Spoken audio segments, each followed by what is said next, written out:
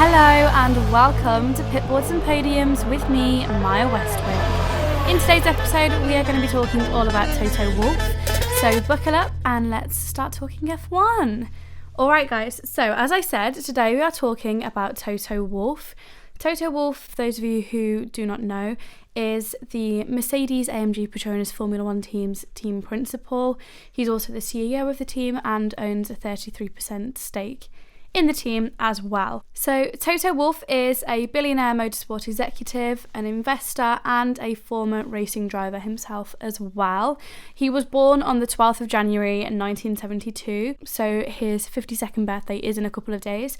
He is also a Capricorn and he was born in Vienna in Austria to a Polish mother and a Romanian father. He was educated at a very prestigious French school. I'm going to absolutely butcher the pronunciation of it, I'm so sorry. But he was educated at the Lycée Français de Vienne. His father was diagnosed with a brain tumour when he was 8, and very sadly he died of the disease when Toto was 15. Toto currently has a net worth of 1.6 billion US dollars. That's a lot of money. And he is married to Susie Wolff, who is also a former racing driver and is currently the managing director of F1 Academy. They got married in October 2011 and they share a son called Jack, who was born in April 2017. He also has 2 more children from a previous marriage and he's fluent in German, English, French, Italian and Polish. Starting off with his own racing career, so Toto started off in the Austrian Formula Ford Championship and the German Formula Ford Series as well.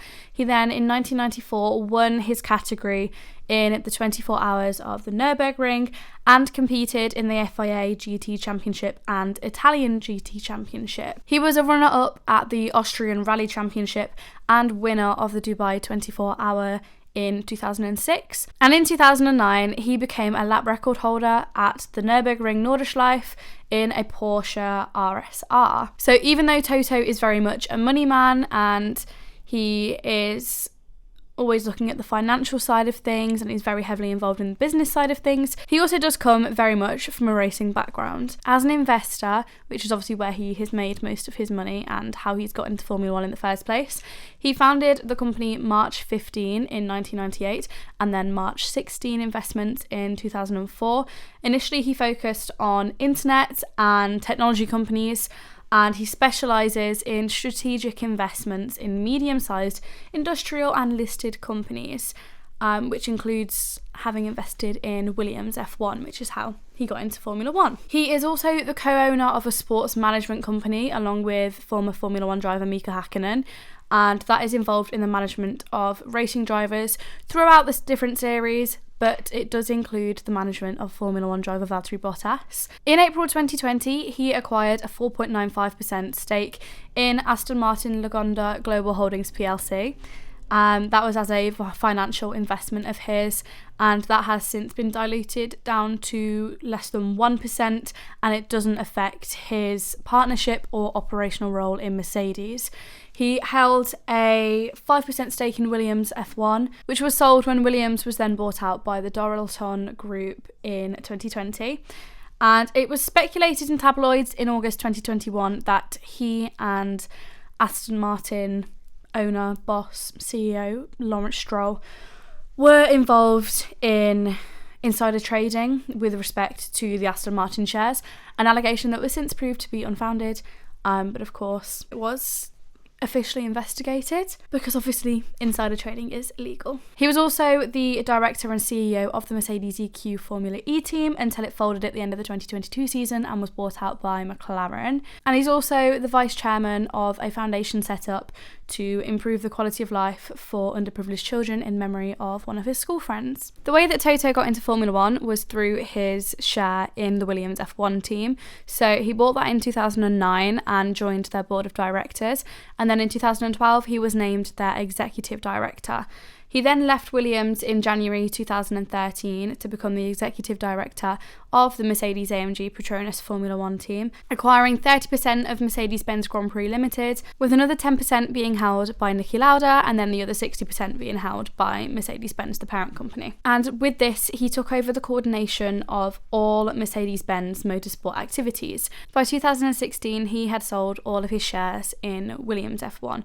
But there is always like a little bit of a relationship between Mercedes and Williams, especially at the moment because Mercedes make Williams engines. And in recent years, there has always been a bit of a connection between the two teams. In 2020, Mercedes won its record-breaking 7th consecutive double world championship, which beat out Ferrari's previous record of 5 consecutive double world championships. A double world championship being where the World Drivers' Championship and the World Constructors' Championship are both won by the same team. And Ferrari's record had previously been set between 2000 and 2004 with Michael Schumacher. Toto's achievements as team principal have been recognised throughout the years, including in 2018 at the Autosport Awards. He was presented the John Bolster Award from the president of the FIA, Jean Todt, and then he was presented the President's Award alongside Niki Lauda at the 2018 FIA prize-giving gala, again from Jean Todt. Jean Todt was the president of the FIA until the end of the 2021 season. Wolff is currently the only team principal in Formula One history who has more than 5 consecutive double world championships, and up to 2021, Mercedes won 8 consecutive Constructors' Championships. Toto is also widely revered in the academic world, and he was awarded an honorary doctorate from Cranfield University for his services to motorsport in May 2021. He was appointed Associate Fellowship of the Oxford Said Business School in November 2021 for 2 years to transfer his knowledge on high performance culture, team leadership, and personal effectiveness from the racetrack into the classroom. And his leadership of Mercedes F1 was subject of a Harvard Business School case study in 2022, and he was also named an executive fellow there.